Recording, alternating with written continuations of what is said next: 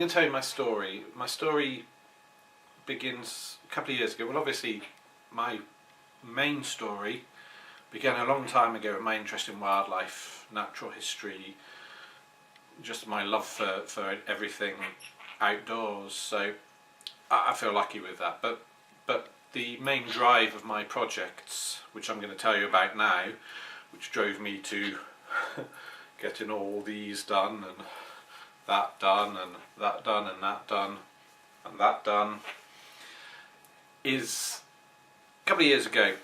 I'm really lucky. I got some very good friends, and we all decided that all four of us would go on a birding stroke wildlife trip to Turkey. I was fairly inexperienced with foreign travel. I'd only been birding abroad, unless you count Ireland of course, but once before prior to that, and that was with the previous year with the same group of friends. We went to Spain, but going to Turkey was something completely different. And so what we did is I kind of did a lot of research.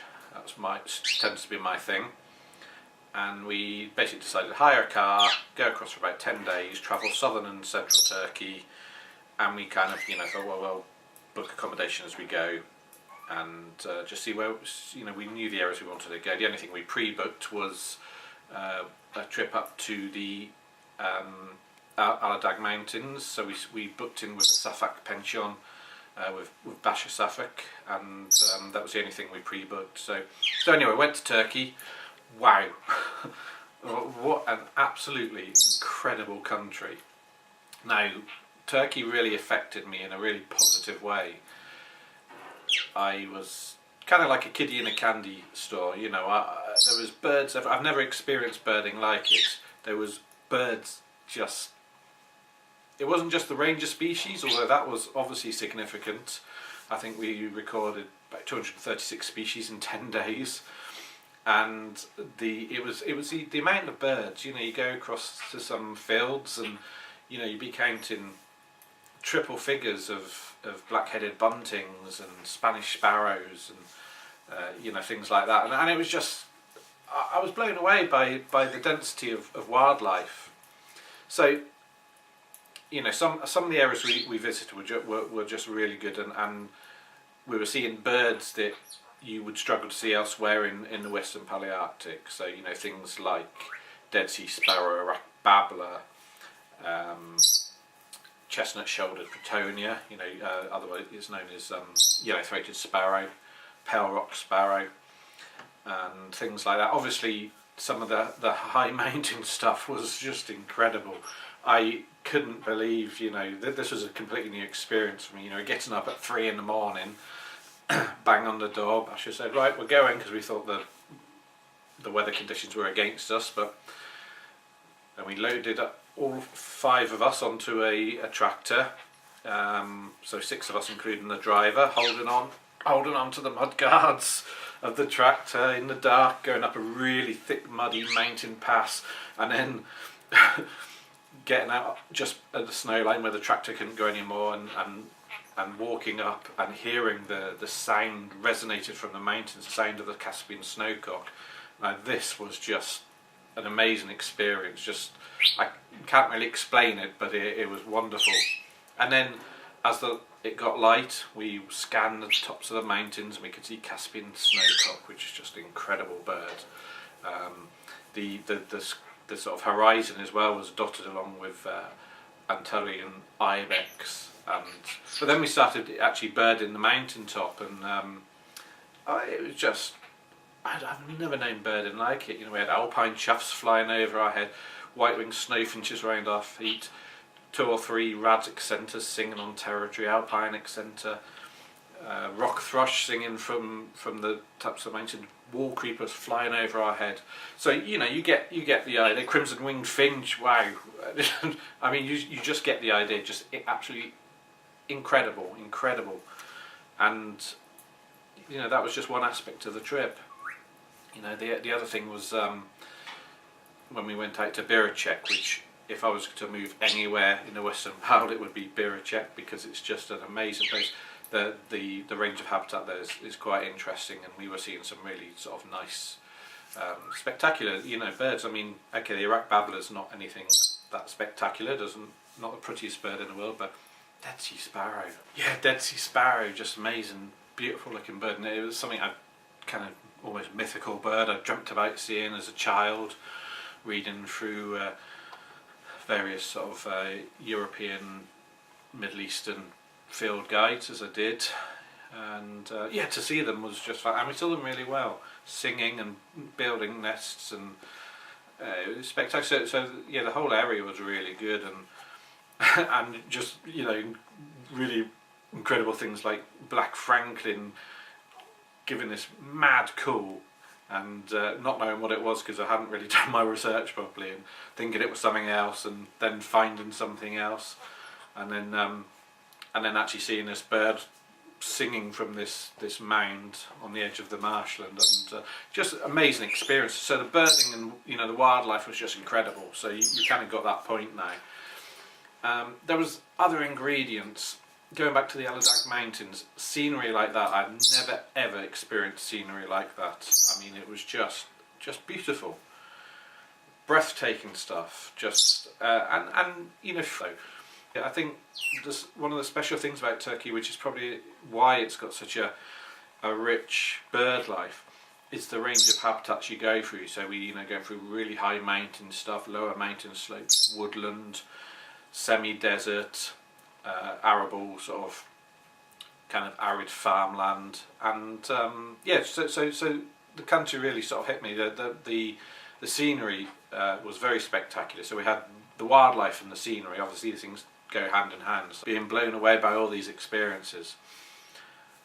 But there was another ingredient, something that I would sort of work out more and become more significant to me as this story progressed, and the people, particularly as you went further east, the small villages we went through, and we interacted with people, and one thing that everybody that I know says about Turkey is that the Turkish people are some of the most welcoming and friendly people that you're ever likely to meet, and this rang true.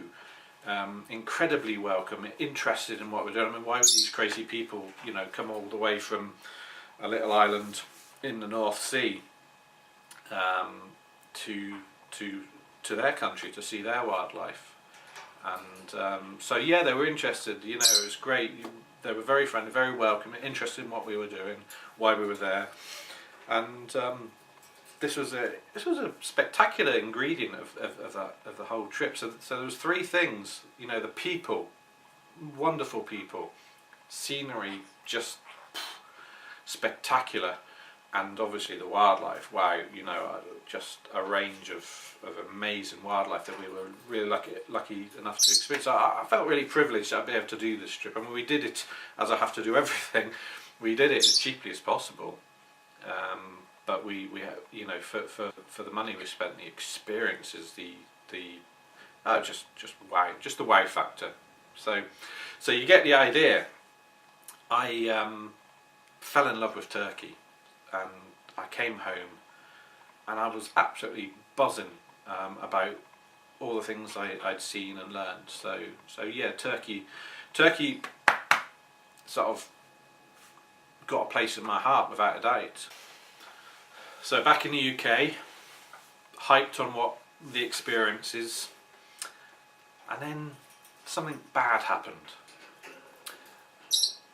I received the sort of news from a friend of things that were happening in Turkey that would jeopardise all the things that made Turkey special to me.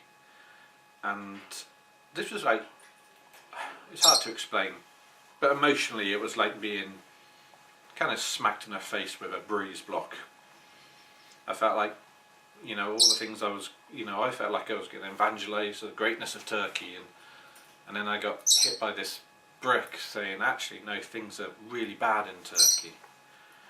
And the situation is that the Turkish government, in their assumed wisdom, Dawi Dani, pronounced badly, I'm sorry, my Turkish is very poor, but it means Nature Society. That's the direct translation to English and such like.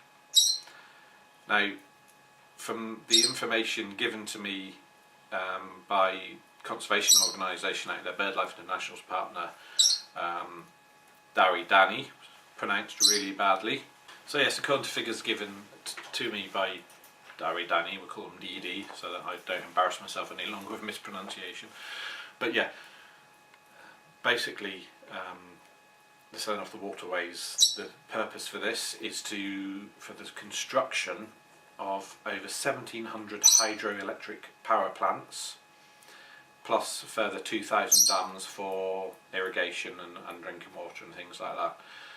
Now, what this means is that, in essence, it's only about 10% of the water is going to be left in the country. Well, left untouched in the river systems.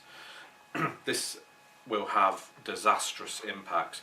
Now, let's just put this into sort of perspective of what's going to be damaged in Turkey. Obviously, the water is kind of essence for life. So, Turkey holds some very, very significant wildlife. Now let's look. So, for example, Turkey holds over 30% of the global population of the northern bald ibis. This is a species which is critically endangered. Also in the other birds that Turkey holds significant numbers of is the globally threatened white-headed duck. Turkey holds 25% of the European breeding population of this species. Over 70% of the near-endemic global population of Krupa's nuthatch. The list goes on and on and on. There's over 30% of the population of European roller. So these are species which, if their habitat is destroyed, we could be facing global extinctions on the back of these developments. I mean, it's heartbreaking to hear. It's terrible. It's really, really, really bad. So Turkey also holds 5 endemic species of mammal. It's still believed that the Anatolian leopard occurs in the mountains of Turkey. These are creatures that could face global extinction. There's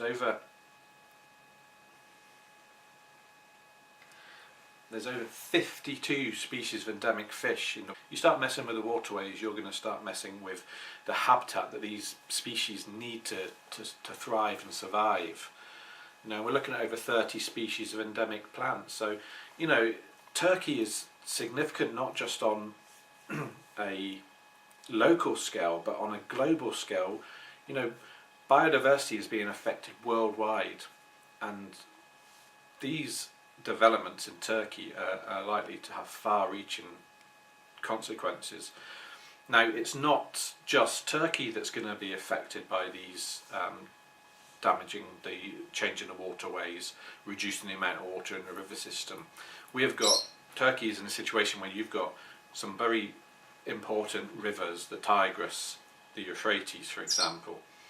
Now, so countries downstream of those are going to be affected. So you look at Iraq, you look at the work in the Iraq marshes.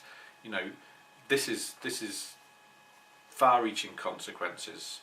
Any country downstream is going to be affected. So you've got Iraq, Iran, Syria, for example. So this isn't just a local problem. This is a global problem, and it's not just the wildlife. Let's touch on the 3 significant factors of why I love Turkey. The wildlife I've just spoken about. Obviously, there's going to be damage to the scenery, to the aesthetics of this absolutely beautiful country.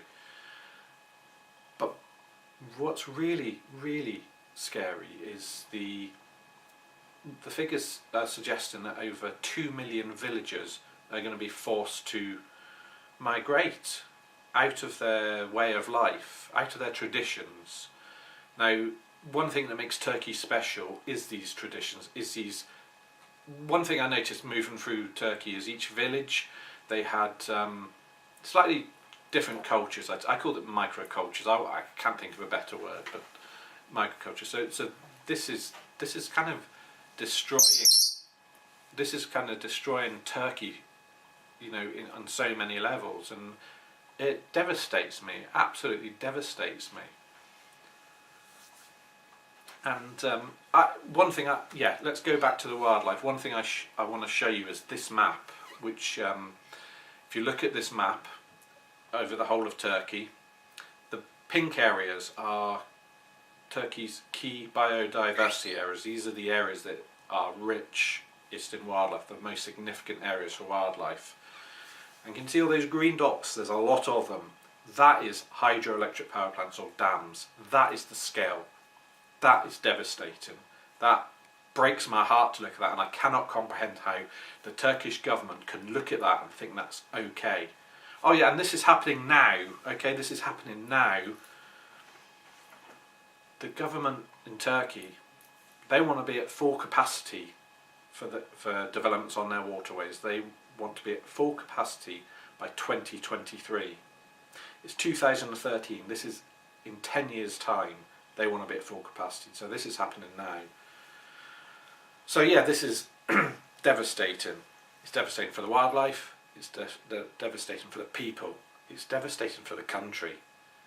And and I really can't understand how this is being allowed to happen. And I really can't understand how this is being allowed to happen. You know, there's been a lot of lawsuits waged against the Turkish government because of these developments, and from the information I've received, you know, the Turkish government seems to think it's okay to change the laws to protect what they want to do. Never mind the people, let's just change the laws. Now, this is shocking, and for a country that's trying to get into the EU, what are the European governments doing about it? Nothing. You know, this just makes me angry and upset. I don't understand it. But this is happening. There's no social impact assessments being carried out to see what this is doing to the communities that it's damaging, the people communities that it's damaging. There's no independent environmental impact assessments that don't being carried out to any standard. So, you know, somebody's got to regulate this. The Turkish government is clearly not interested in what's best for its country, what's best for its people. So, you know, it's a crazy situation. I just don't get it. I don't get how they think that this is okay to do. So, you've kind of heard a bit about what the problem is. So, then you kind of want to know, okay, so why I'm this British guy. Why are you interested? I've told you what makes me passionate about Turkey. I don't need to go over that again. It's what I love Turkey. But having been to Turkey, not really been aware of this, I can't only if I wasn't aware, having just been to the country, nobody else was aware. So I knew one key to trying to stop these developments is to raise awareness. Obviously, I wanted to raise funds to help DD because I believe in what they were doing, but I had to do something high profile that people were going to sit up and listen. You know, shaving my head for, you know, the cause wasn't going to do it. I had to do something that was kind of innovative, something that was big, innovative, something that would maybe shock people a little bit. So I came up with a plan. Here's the plan. My plan was to have, well, initially it was to have 10 iconic Turkish birds tattooed onto my right arm. However, I like synchronicity, and I decided to have both arms covered with 10 species each. That was the kind of secondary original idea. I called my project "Given My Right Arm." I liked the kind of message that gave, really. And but yeah, I decided to get both my arms tattooed, and I basically ran a poll on my website, and readers of my website chose 20 species, and so I was going to basically get these tattooed onto my arms and raise money as well, and for DD. So, okay, this is a drastic thing. Let me put this into perspective for you. Prior to this project, I never had a tattoo. I never dreamt of having a tattoo. In fact, I was terrified of the idea because I'm actually terrified of needles. So, you know, but this was something I thought, no, people can actually notice this. This is gonna, people are gonna see that I'm going to this extent for something I'm passionate about. You know, this was going to make people stop and listen. Now, don't get me wrong, I don't expect everybody to like tattoos. You know, you might not like tattoos. You might not agree with tattoos. That's not the point. Whether you like them or not was irrelevant to what I was doing. Whether you like them or not, you were still going to notice them. And this spurs people to ask questions. This means I can tell people about it. This means it will get media interested in what I'm doing. So I could spread what I was trying to do wider and wider. And this is working. This has worked. So I found a good tattooist, Richard Beatty, and local to me, a martial arts studio just in Carlisle. And when I went to, well, in fact, it was a really strange, one of these sort of good coincidences as how I found them. I didn't even know they existed. But the local BBC News, Look North, they wanted to do a piece on me, and they said, look, there's a tattoo studio near to our office in Carlisle. We've had a word and they're quite happy for you to go and chat to them. We just want to do a bit of a video piece of you going in there and talk to them about the tattoos, etc. And so yeah, I said, oh, that sounds good. And I met them and they were really supportive. Both Richard and Rob, the guys that own it, really supportive of my project. And they said, right, well, Richard said, right, he said, if you get your tattoos done here, I will donate £20 for every hour I work on you to your cause. I could see that they had the skills because Rob had a tattoo on his upper arm of a goldfinch, and it looked like a goldfinch, so I was thinking, right, okay, they can tattoo to a high level. And so yeah, so we got going with it, and I've actually ended up with 24 species. I ended up going onto my hands, as you can see. Probably better if I do that, it looks a bit crazy, but yeah, you can kind of get the general idea. I'll show you some of the tattoos in a bit, but yeah, I decided to go onto the hands, and one thing was that the arms I can cover up quite easily, the hands I can't. I didn't want to cover this up. I wanted people to stop and say, wow, nice tattoo, or horrible tattoo. I wanted them to say something, and I wanted them to ask me, you know, I want to be able to, it's an excuse, it's an icebreaker, so I can tell people about what I'm doing. So this was the first stage of my project, and now it took about 18 months, but I've got 24 species of bird tattooed onto my arms, and you know, it's got this project notice, it's worked, and I'm passionate about it. I love my tattoos, I love why I've had them done, and I think it's been a really powerful symbol. I think it's a kind of situation of, you know, this guy felt so passionate about something, he got up and did something about it. Now, I don't want to particularly encourage everybody to go out and get tattoos for a cause they believe in. I just kind of, it demonstrates that, you know, if you get up and act, you know, it's a good thing. I've raised over nearly £3,500 for DD as well in the process. So you know, I could have just sat at home and got frustrated and mumbled under my breath about what Turkey are doing and done nothing about it. But I kind of just decided I had to do something. So having this part of my project is done, now the next part of my project is kind of bigger. Not bigger in a personal sort of body changing way, although perhaps it is. But I'm going to walk across Turkey. 4,000 kilometres is the approximate route. But I'm doing this in a slightly different way. I'm not going to walk across Turkey and say, hey, you know, you shouldn't be doing this, you should be doing that. It's not my business, not my country. You know, who am I? I'm nobody to be telling them what to do. But one thing I've learned through this journey, because I've met a lot of fantastic people because of this project, is that positive approach is so more powerful than a negative one. And I want to go through Turkey, I want to celebrate the wildlife, I want to tell people how wonderful their country is. I want to show them the wildlife that maybe they didn't know they had on their doorstep.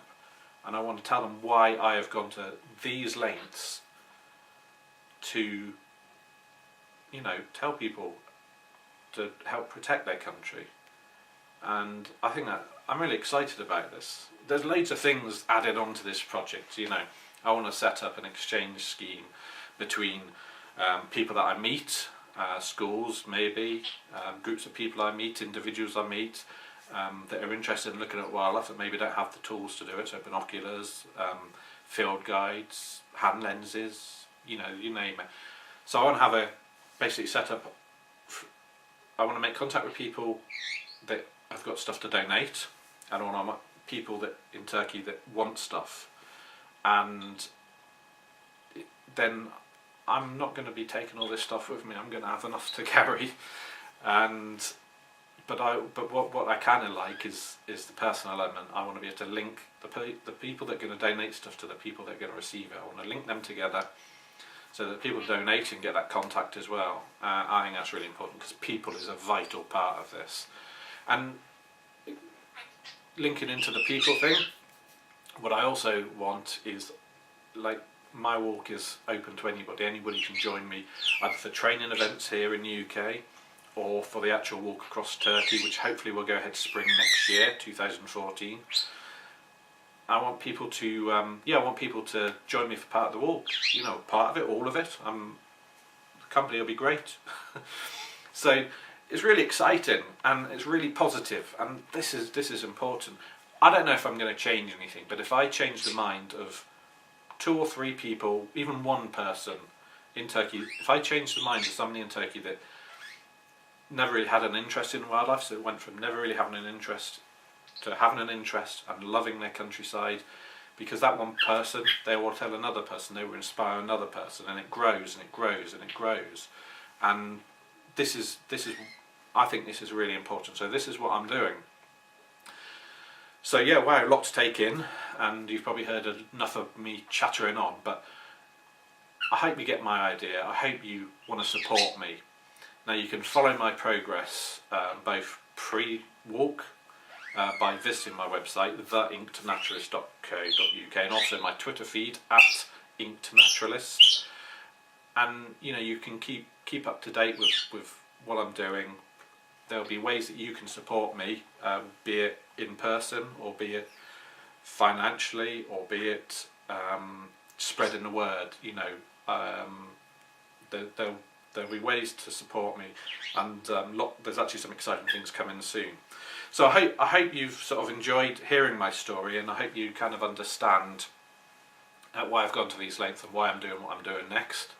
And I hope you'll support me, and I just hope you'll, you know, I hope you get excited about what I'm doing, and I hope it makes you think, hey, actually, you know, there's something that needs protecting on my doorstep, or in another country even. And I hope that my story kind of inspires you to do something positive. Let's really get into positive conservation, because it's a winning formula. And yeah, exciting times, and thank you very much for listening.